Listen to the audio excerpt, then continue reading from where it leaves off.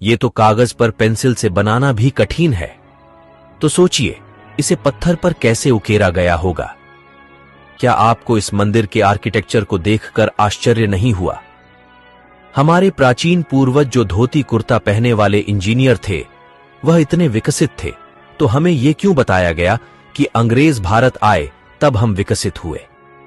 इसे देखने के बाद भी अगर आप वामपंथी इतिहासकारों के डॉक्टर षड्यंत्रों का अंदाजा नहीं लगा पाए, तो आपका स्वाभिमान अंदर ही अंदर मृत हो रहा है। यह प्रतिमा प्राचीन मंदिर के एक स्तंभ पर निर्मित है।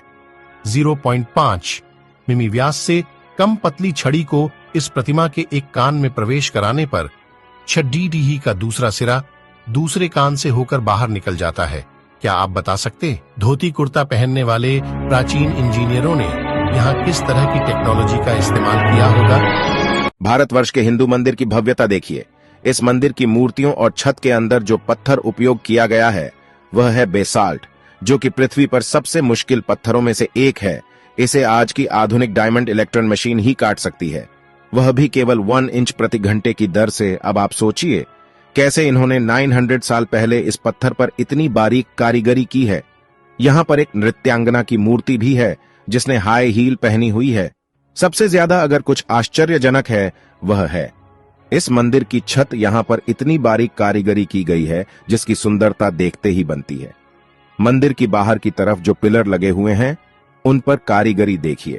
दूसरा, उनकी चमक और लेवल में कटाई। मंदिर के प्रांगण में एक नंदी भी है जो भी इसी पत्थर से बना हुआ है, और उस पर जो कारीगरी की हुई है वह भी बहुत अद्भुत है।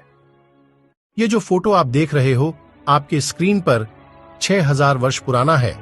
दरबंद ई बेलुला चट्टान में मिला, वह भी इराक में। यह फोटो भगवान राम की है। इस चित्र में एक राजा को दिखाया गया है जिसके हाथ में धनुष और तीर है। चित्र को गौर से देखिए, नीचे की तरफ जिसमें हनुमान जी की छवि दिखाई दे रही है। इतिहास में कुछ तो है जो हमसे दूर है। चेन्न केशवा मंदिर कर्नाटक प्रतिमा के हाथ और कंगन को देखिए। क्या आपको लगता है कि ऐसी फिनिशिंग और बारीक नक्काशी केवल छेनी हथौड़ी से संभव है? ठीक ऐसी ही एक प्रतिमा मंदिर के अंदर है जिसके हाथ में कंगन को आगे पीछे सरकाया जा सकता है, जबकि पूरी प्रतिमा को एक ही पत्थर से बनाया गया है ना अद्भुत? सच तो यह है कि हमारे मंदिर 7 आश्चर्यों की लिस्ट बनाने वालों की तुष्टिकरण की भेंट चढ़ा गया। 1000 साल नहीं, 5000 साल नहीं, 10,000 साल भी नहीं और 20,000 साल भी नहीं। बात करते हैं करीब 28,500 साल की, जब इस धरती लोक में कोई अब्राहमिक रिलीजन जैसे कि क्रिश्चियनिटी और इस्लाम एग्जिस्ट ही नहीं करते थे। बात हो रही है कल्प विग्रह की। साल 1859 में नेपाल में शिव जी की एक ऐसी सॉलिड ब्रोंज से बनी मूर्ति मिलती है जिसे जब यूनिवर्सिटी ऑफ कैलिफोर्निया में रेडियो कार्बन डेटिंग की जाती है तो यह पता चलता है कि यह मूर्ति करीब 26,000 साल से 28,000 साल पुरानी हो सकती है, जो पूरे हिंदू इतिहास में धरती पर मिला सबसे पुराना लॉर्ड शिवा का आइडल था।